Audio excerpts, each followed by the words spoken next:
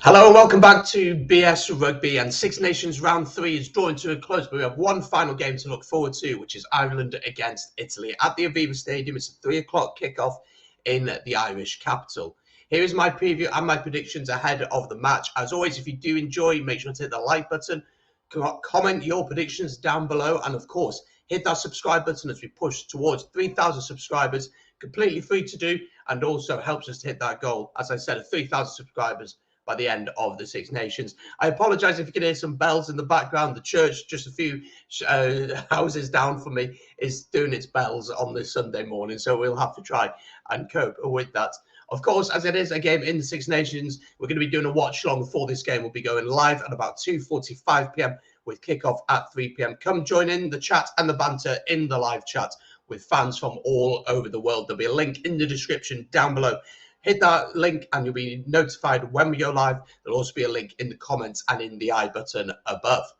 Let's have a chat then about round 2 of the Six Nations for these two sides. First of all, we saw Ireland travel over to Paris and take on the French. And although a very impressive comeback, they weren't able to get the job fully done, losing in Paris by 30 points to 24, while the Italians welcomed England to the Stadio Olimpico in Rome, but fell at home by 0 points to 33. Now, of course, both teams play each other regularly in the Six Nations. The last time these two teams came across each other was in last year's Six Nations, as Ireland won this one by 48 points to 10 in the Stadio Olimpico. The game prior to that saw Ireland win at home by 50 points to 17. In a 2019 Rugby World Cup warm-up, we saw Ireland beating Italy by 29 points to 12. Joey Carby getting the start in that game, and the same for today. Before that, back in the Six Nations of 2019, we saw Italy losing at home against the Irish by 16 points to 26. And in the autumn of 2018, we saw Ireland beating Italy by 54 points to 17.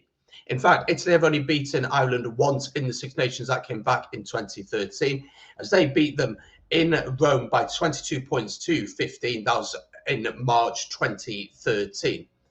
Now, of course, both teams have been announced. We'll go through them now. As always, let me know your thoughts in the comments on the team. Let's have a look, first of all, at how Ireland are lining up for this game. Starting then at fullback, we got Michael Lowry gets his debut at fullback. Of course, the Ulsterman's been very impressive, and we'll chat about him in a little bit. Matt Hansen, who's been on incredible form, continues on the wing, while James Lowe comes in at the number 11 jersey after recovering from injury. Played for Leinster last weekend, and so he's back for the Irish national team. Gary Ringrose plays at 13 alongside Robbie Henshall, but that partnership comes back together. Joey Carby keeps his place at 10, with Gibson Park staying at 9. In the front row, we have Andrew Porter, Dan Sheehan and Ty Furlong. In the locks, we have Ty Byrne and Ryan Baird, with Peter O'Mahony captain at 6, Josh van der Fleer playing at 7, and Caelan Doris at 8. Leaving the bench in of Rob Herring, Dave Kilcoyne, Finlay Bealham, Kieran Treadwell, Jack Conan, Casey, Johnny Sexton, and James Hugh.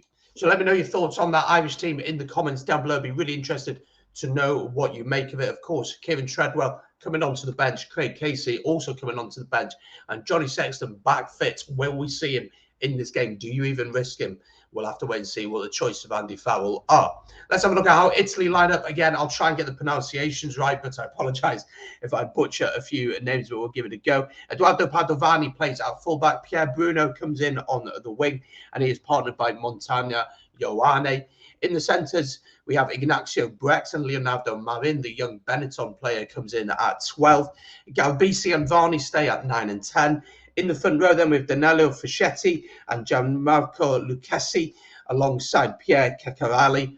In the locks, we have Nicolo Canone alongside Federico Ruzza. Of course, we have Lomaro, who plays at 7 as captain, and he partners Pettinelli at 6, with Hayala Fila playing at 8. On the bench, we have Pfeiffer, Nemeth, Pasquale, Sisi, Giuliani, Stein, Fusco, and Zanon. Of course, the head coach is Kieran Crowley. So those are the two teams. As always, let me know your thoughts in the comments down below on that side. What do you make of it? Now, the big question for me on Ireland is, I think many people are asking it, of course, is how are they going to do without Sexton at 10 against this Italian side? How is Lowry going to do at 15? And how many points are Ireland going to get in this game? That simply is how I'm looking at it. The beauty of this Irish team and the Irish provinces is their speed of ball. They're so able to get the ball and just be able to just recycle it so quickly. The ball is at the base of the breakdown for less than a second and it's out from the scrum half. And that is something that Gibson Park brings, but certainly someone like a Craig Casey off the bench would certainly bring. My question to that then for the Italians would be, can Italy deal with that? Can they manage to slow this Irish ball down? And as we've seen so far, Wales weren't able to do it. France weren't really able to do it, to be honest, when Ireland did have the possession of the ball. And so I'm not sure how much hope there is for this Italian side. But one of the stars to keep an eye out on, and someone I'm really excited to see play, is this man, Michael Lowry, playing at fullback. It's his debut today, so congratulations to him and his family. He has been exceptional for Ulster, not only in the URC, but in Europe as well. In big games against Clermont away, an incredible performance over there. And he's just a really, really exciting fullback. Not the biggest guy in the world, but certainly has a beautiful step, puts in a shift defensively, comfortable under the high ball. He's a real star to keep an eye out on, so do watch him today. For Italy, of course, we're going to talk about this man, Paolo Gavbisi. Still don't feel like he's fully clicked in this tournament. Whether he's had the platform or not, I'm not too sure. I did chat to some Italians in the build-up to the Six Nations, and they were talking about Kieran Crowley, who's come in, that he's really focused on the defence, and now the attack is lacking. It doesn't seem like they're able to do both at the same time. One has to take a lesser of a role for them, maybe just because they don't have the quality of players to be able to do that all the time. But for me, I think Ireland should be looking to win this game pretty comfortably. I'd be very, very surprised if they don't get a bonus point win in this one. I just think the power of the Irish, the driving maul, the power of the forwards, and the breakdown, I think they'll have the dominance. I think they're going to have the dominance all over the park. The only hope for Italy is that they can make it a scrappy game, a difficult game for this Irish team, frustrate them, and then look to try and get them on the counter, whether like some Monty Ioane or Varney taking quick penalties or Gavbisi being able to dictate things. But I just think they're really, really going to struggle in this game. I'm going to predict Ireland to win this one by 40 points to 7, maybe 10. I think Ireland will win very, very comfortably. But as always, really excited for this game. Don't forget to join us for this one. Ireland against Italy, live watch on live from 2:45 with kickoff at 3 p.m.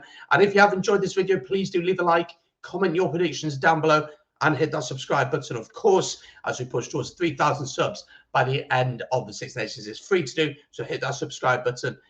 Anyway, that's enough for me. Enjoy the game today. Do make sure to join me for that watch along, and I will see you soon here on BS Rugby. Take it easy, stay safe, folks. It's a scary world out there, but I hope that rugby provides a good distraction for us all. Take it easy, and